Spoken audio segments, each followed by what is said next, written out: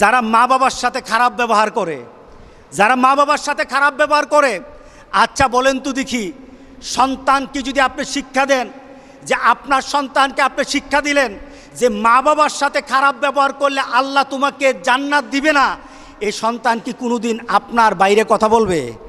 এই সন্তান কি আপনার সাথে কোনো বেয়াদবি করবে? এই সন্তান কি অশালীন হবে? এই সন্তান তখন হয়ে যাবে সেই রাসূল পাক সাল্লাল্লাহু আলাইহি সাল্লামের সেই জান্নাতের খুশখবরি দেওয়া সন্তানের মতো হয়ে যাবে।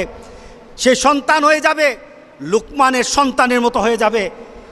রাসূল পাক সাল্লাল্লাহু আলাইহি সাল্লাম বলেছেন, যে সন্তান মা বাবার সাথে খারাপ আচরণ করে সে জান্নাতে যাবে না। প্রথম ধাপ, আমার পরিবারকে সুন্দর বানায়, আমার পরিবারকে সুন্দর বানায়, আমার পরিবারে শান্তি ঢেলে দেয়। কি বলেন, ঠিক আছে কিনা বলেন? মা বাবার সাথে যখন সন্তান ভালো আচরণ করে, পরিবারটা ভালো থাকে না খারাপ থাকে? শান্তি থাকে না অশান্তি থাকে? শালীন হয় নাকি অশালীন হয়? আলহামদুলিল্লাহ।